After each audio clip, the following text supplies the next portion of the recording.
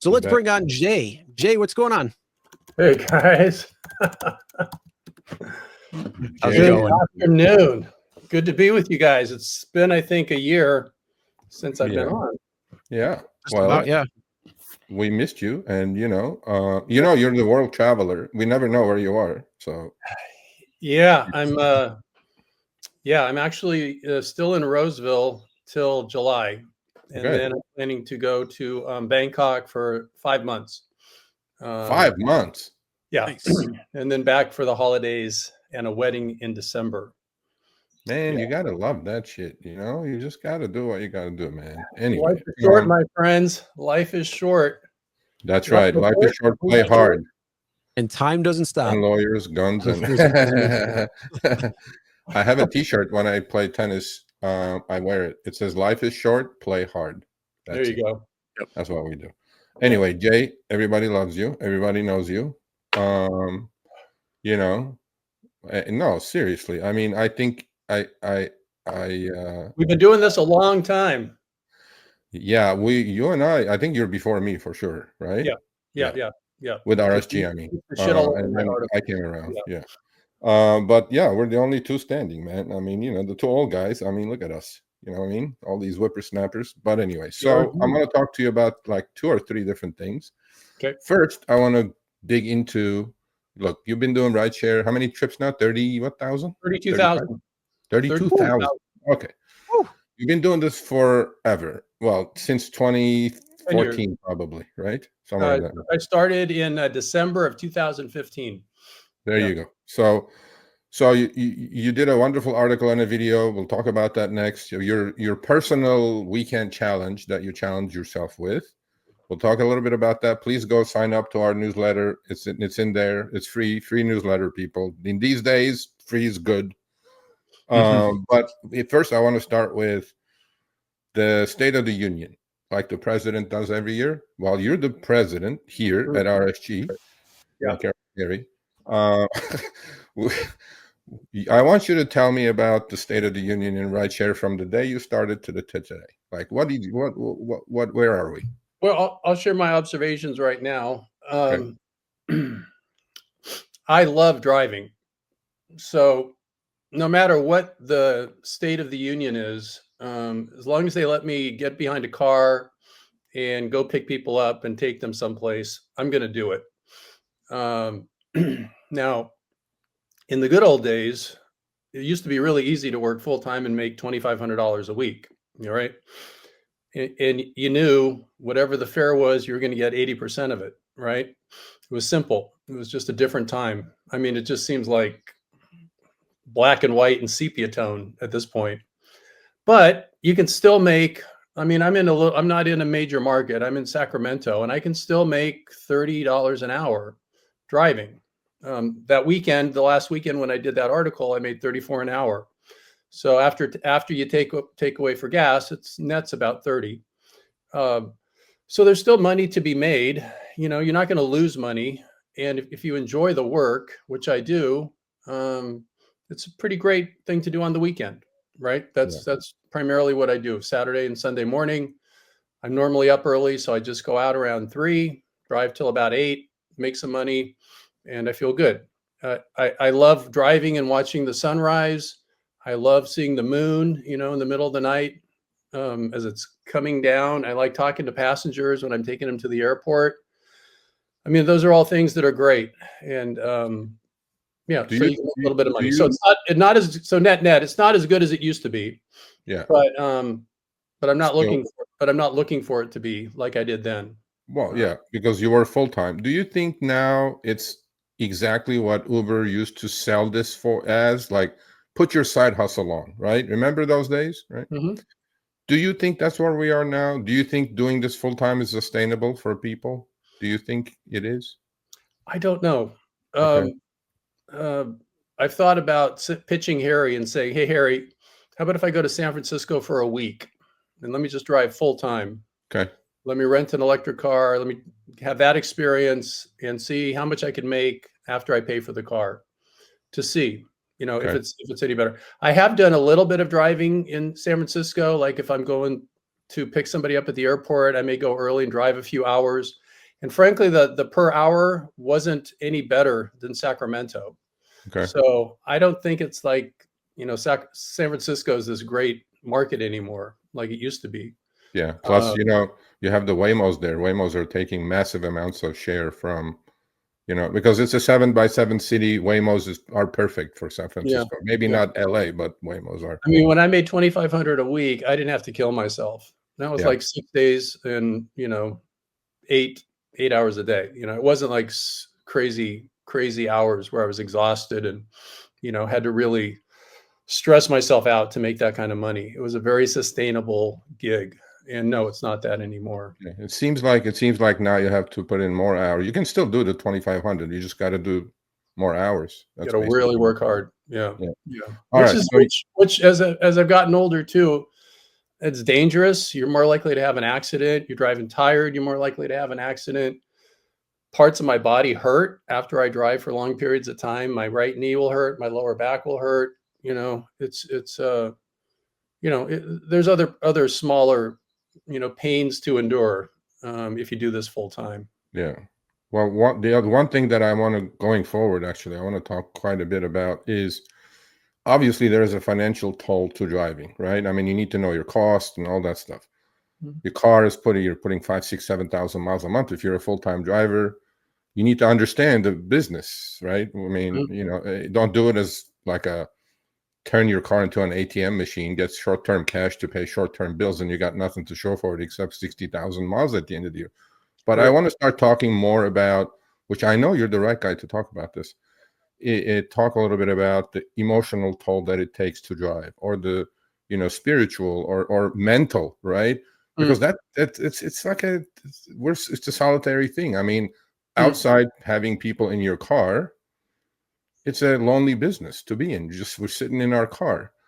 Let's talk a few minutes about that. I got to say, I don't have that experience myself. So, because most of the time there is somebody in my car, right? I mean, if I'm driving at the times I need to be driving, I'm not going to be driving around a lot waiting. And I love music. So I've always got my Spotify playlist, and I love podcasts. I'm really interested in, Smart List. Those guys make me laugh. I'm into Scott Galloway a lot. There's a lot of great stuff these are like friends of mine, because every time I'm in my car, this is what's on.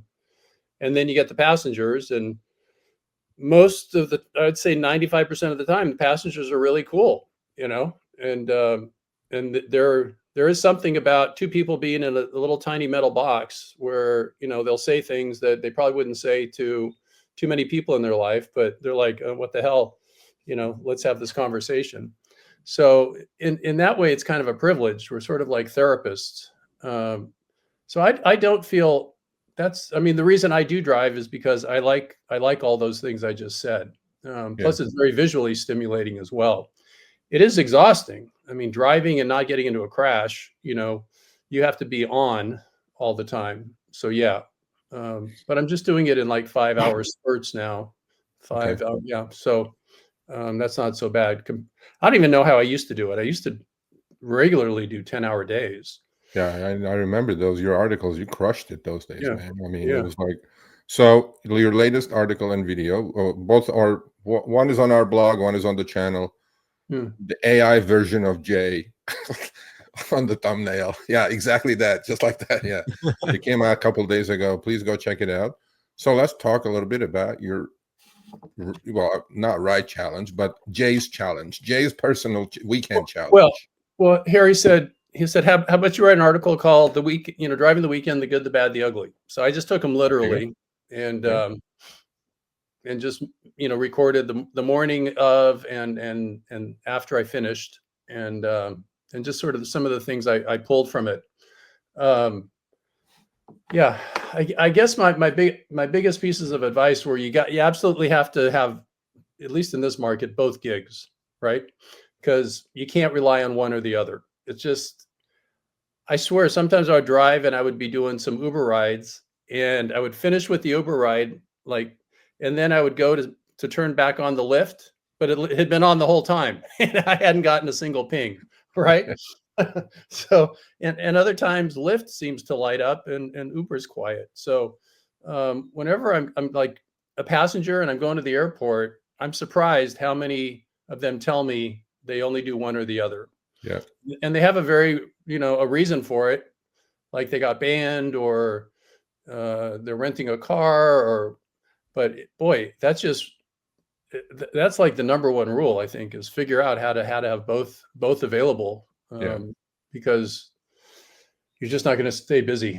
In the past, maybe you could have, in a city like San Francisco, I probably could have lived off of just Lyft, at a time, but not in Sacramento, not in these smaller markets. Yeah. I noticed I decline every ride that pays me $25 or less. Okay. How do you like, you have 10 seconds to figure that out. Give our audience a little like tip. How do you figure that in those 8-10 seconds? Because by the time you hear the ping, by the time your eye goes, right? Yeah, Lyft, you just got to go to that one spot. No, that I know. Lyft is doing well in that. Yeah. Well, you just got to do the math. You just got to see it's a $10 ride and it's 20 minutes long. That's $30, right? Yep. So I'm just comparing how much I'm getting paid to how many minutes, and if it's more than half, right, then it's worth it. If it's less than half, it's not. So you got to calculate it really quick. I mean, the other strategy is just accept it, right? Yeah. And then look at it, and you can decline it if you want after that. Yeah. But you can usually figure it out pretty quickly. But during last weekend, I would decline 3 in a row, right? 3 shitty little rides that were paying 20 to 25, and then I'd get a banger at 40. Yeah. So I used to think the algorithm would punish me for declining, but that's not the case, because they just keep offering it, and eventually I hit a banger, and that's the ride I take. Yeah. The airports make a huge impact on my driving. So I could have a bunch of little rides and not be making great money, and then I'll get an airport ride that's half an hour long that pays $20, and I'll get a $20 tip. Yeah. And that can turn an okay day into a great day. Yeah. So I find that the airports, driving people to the airport, I can pick up tips much easier. I help with the luggage. We talk about travel. So I help with the luggage getting in and getting out. And, I drive them right. I just do a really good job and treat them really well. And those, I would say 75% of the time, I get a pretty significant tip. So airports make a big impact. And then the other thing I just wanted to note is I always know where I'm going to start. So when I leave my house, I know exactly where I'm going to go. And I have a route. So I don't have to think, where am I going to go? And I'm always heading towards the casino, because there's a casino here, and that's usually my first ride. And then the other thing I made a note of is when you leave the airport, I'm not a believer in sitting in the queues. If I can drive 5 to 10 minutes and be in an area and start getting another ride, I don't see the point in waiting a half an hour to 45 minutes for, you don't know what kind of ride you're going to get. Yeah. So there again, I have a specific path I take that takes me through busy, areas where there are a lot of people, where I have the possibility to get a ride. Yeah. So those were some of the main points that I made in the article and in the video. So you have become autopilot, basically, like mental autopilot, that you know where to be, like the 3 Ps. Remember my 3 Ps? Patience, position, and planning. There you go. Have a plan. When you drop off at the airport, you have a plan. You're not going to go to the lot. People, I have a video coming out on being at the lot. You guys need to check that out. It's coming out shortly. Holy shit. Why would anybody go there? But anyway, I don't know. I know. I drop somebody off and I look, and there's like 20 cars waiting. Oh, 20 is like easy, because the LAX is 500 cars. Yeah. Yeah. But anyway, small airport. Yeah. So The Good, the Bad, the Ugly was the title of the article, right? Yeah. Tell us about the good, the bad, the ugly. One thing I always say is work smarter, not harder. If you aren't using the Solo app, then you may be working harder. So let's change that. Download the app, link your accounts where you can manage your income, track your expenses, and project your taxes. Not only that, but you can plan by optimizing your time, make more, and even guarantee your daily pay with guaranteed earnings. Download Solo and begin to work smarter, not harder today. Link is in the description. All right, let's get back to it. Well, I shared the good. I have this romantic view of driving, and Okay. it's fantastic. So Okay. I love it. It's the best job I ever had. If I could do it full time and make money, I probably would. Um, the bad dealing with uh, let's see, would that be the ugly or the bad? We'll put the bad and the ugly together.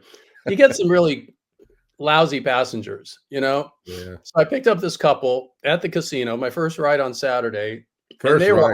they were hopped on something. I don't know what Jeez. they were hopped on, but they were like talking loud to each other, you know, like there was no one else in the room. And they were saying the same thing over and over again about what was going on.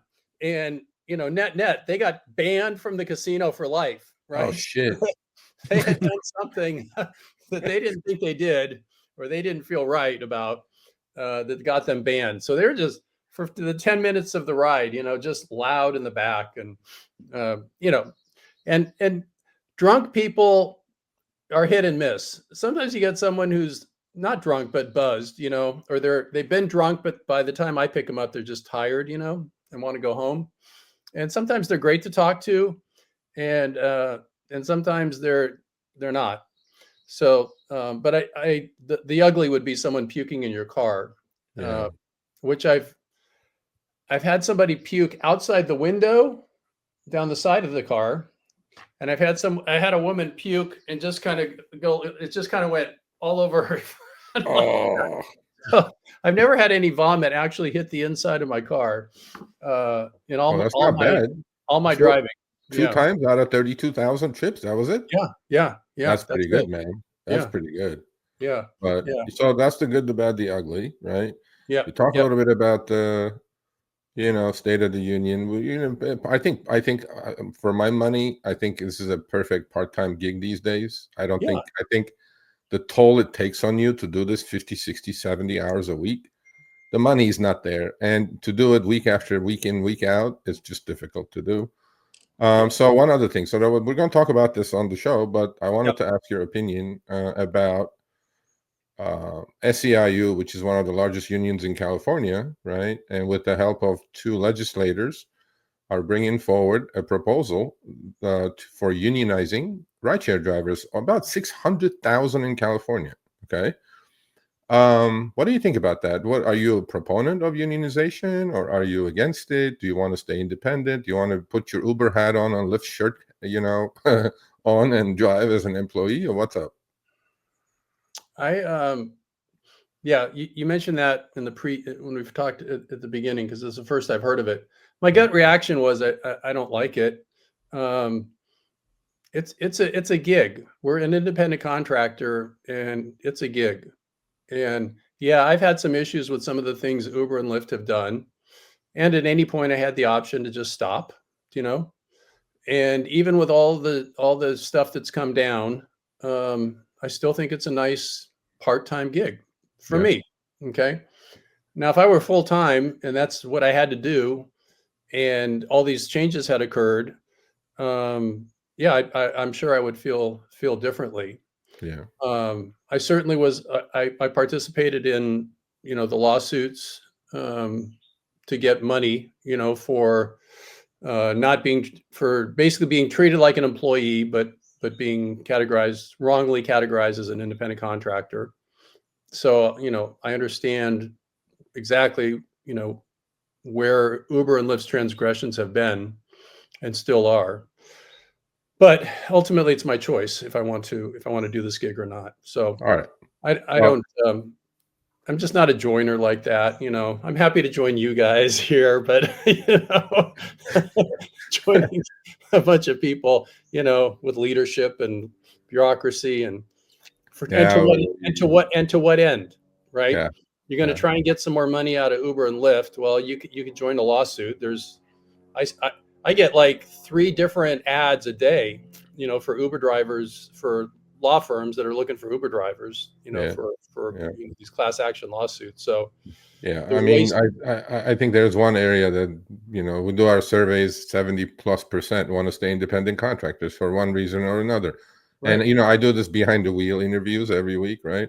Right. I always ask him, like, tell me what you like about Uber and Lyft, and tell me what you don't like about it. And unequivocally, number one answer is the flexibility, right? And if that's in exchange to make things less money or whatever, people are still doing it in the millions. So, well, let's talk a couple more minutes about fun things. What's happening in Jay's life? You said you're going to Thailand. Okay. All right. So here's what's going on. You got a lady in Thailand, I'm pretty sure. I'm obsessed with longevity. I'm 65.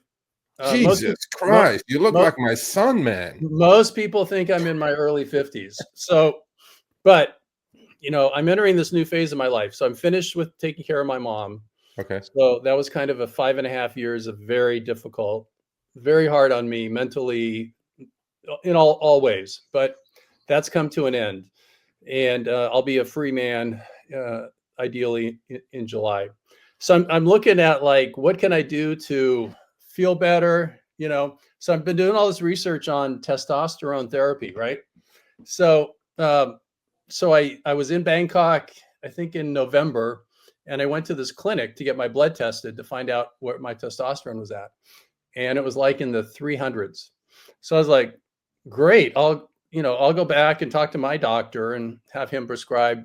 And doctors in America, they don't want to prescribe testosterone unless you're like dead. You got to be like in the 200s, right?